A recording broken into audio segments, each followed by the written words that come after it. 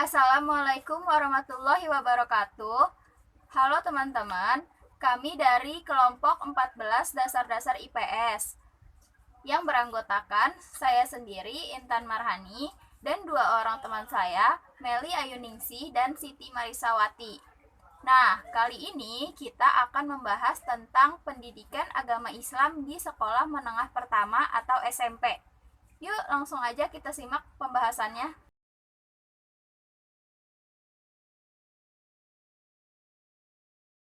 Nah, di sub materi yang pertama ini kita akan membahas tentang pengertian agama dan pengertian pendidikan agama Islam. Teman-teman udah pada tahu belum?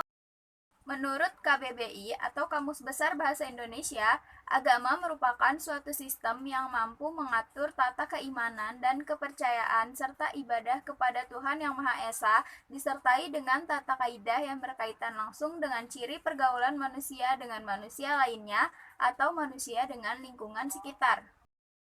Sedangkan agama menurut etimologi berasal dari bahasa Sanskerta, yaitu dari susunan kata a dan gama, yang bermakna suatu tradisi atau tidak kacau, sehingga agama menurut etimologi dapat diartikan sebagai suatu kumpulan aturan yang dapat mengarahkan manusia ke arah dan tujuan yang tertentu secara baik dan benar. Sehingga dapat diambil kesimpulan pengertian agama adalah merupakan suatu sistem yang mengatur manusia ke arah yang benar dalam beribadah kepada Tuhan Yang Maha Esa, serta mengatur hubungan yang baik antara manusia dengan manusia lainnya atau manusia dengan lingkungan sosialnya.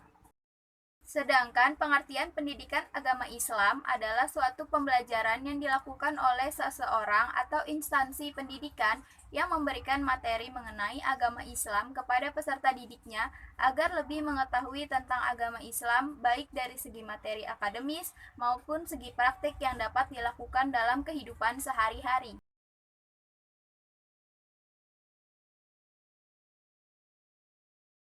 Selanjutnya, materi yang kedua kita akan membahas mengenai sumber pembelajaran pendidikan agama Islam di SMP. Menurut kurikulum 2013, pelaksanaan pembelajaran pendidikan agama Islam di tingkat SMP diajarkan secara komprehensif antara sikap, pengetahuan, dan keterampilan. Sumber belajar juga mengacu kepada silabus yang dikembangkan. Sumber belajar mencakup sumber rujukan lingkungan, media, narasumber, alat, dan bahan. Pendidikan agama Islam diajarkan pada murid SMP karena diharapkan bisa menghasilkan murid yang berupaya menyempurnakan iman, takwa, dan akhlak, serta aktif membangun peradaban kehidupan. Karena murid-murid SMP yang memiliki kepribadian seperti itu diharapkan tangguh dalam menghadapi hambatan dan tantangan di era global.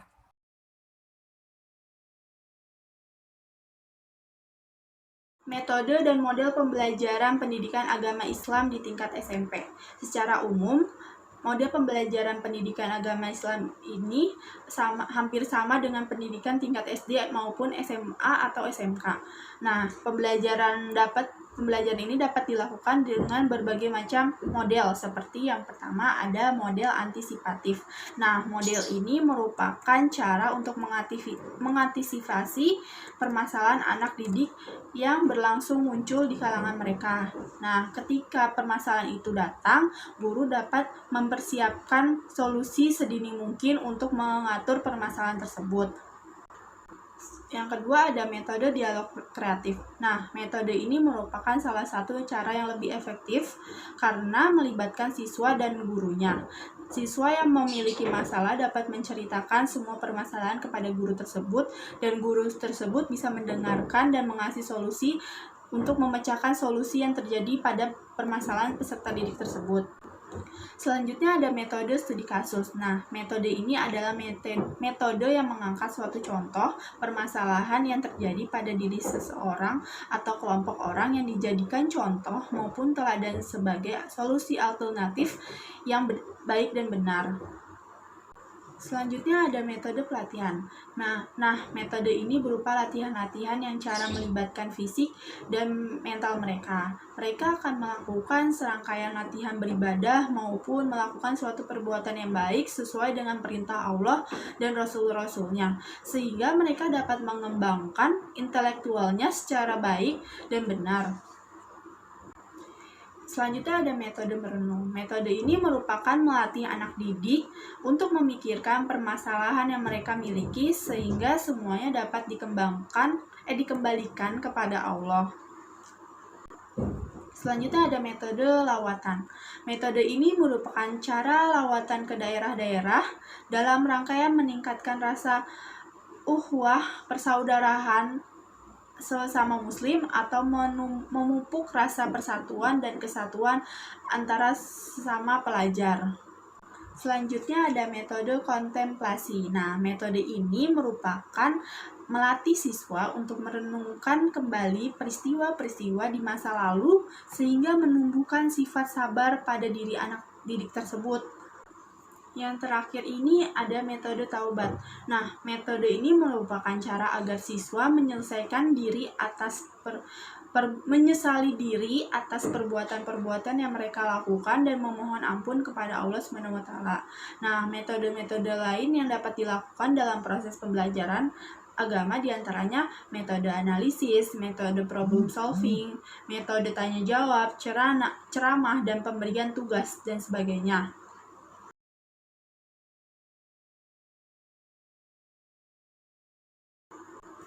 Selanjutnya saya akan menjelaskan tentang perencanaan dan pelaksanaan pembelajaran PAI di SMP.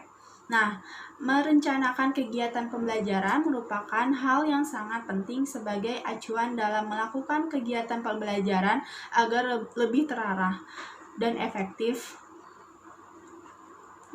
Perencanaan pembelajaran dirancang dalam bentuk silabus atau rencana pelaksanaan pembelajaran atau RPP yang mengacu pada standar isi. Nah, yang pertama itu ada silabus. Silabus ini merupakan acuan penyusunan kerangka pembelajaran untuk setiap bahan kajian mata pelajaran. Selain itu, silabus digunakan sebagai acuan dalam membangun rencana pelaksanaan pembelajaran. Silabus dikembangkan berdasarkan standar kompetensi lulusan dan standar isi.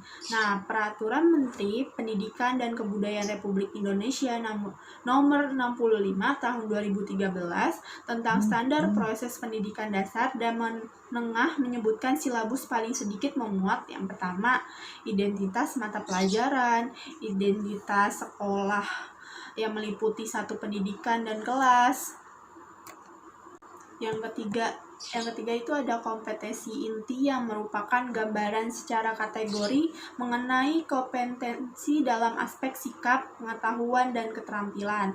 Nah, yang keempat ini ada kompetensi dasar yang merupakan kemampuan spesifik yang mencakup sikap, pengetahuan, dan keterampilan yang terkait muatan atau mata pelajaran tersebut.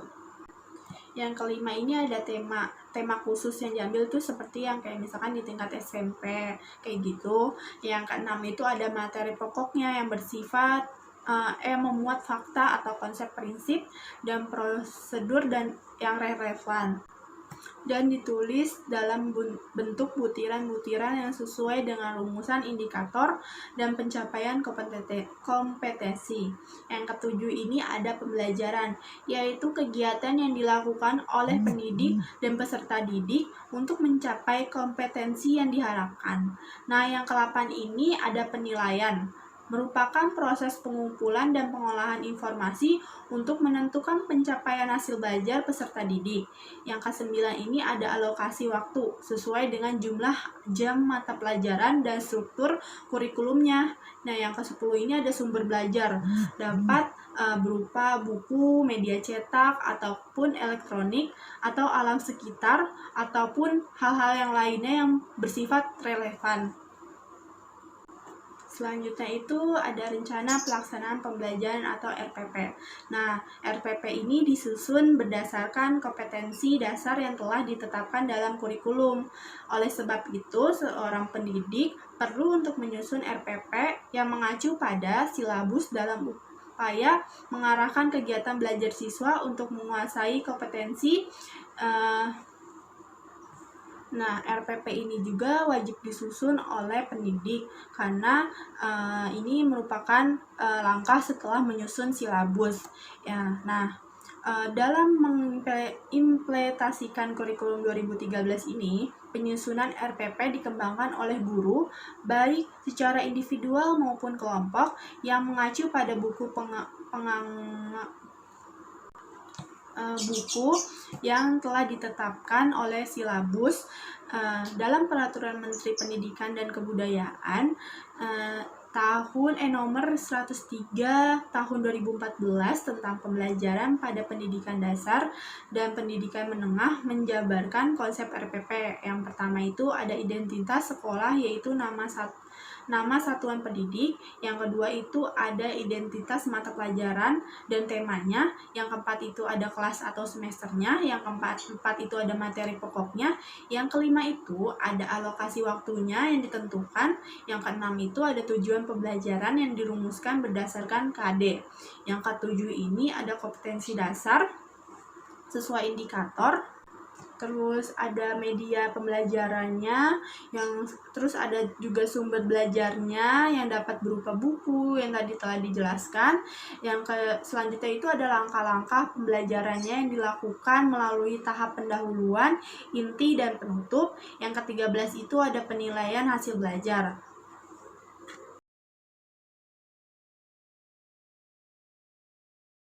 Nah, selanjutnya saya akan membahas materi pendidikan agama Islam di SMP. Materi apa aja sih yang dipelajari oleh siswa SMP ini?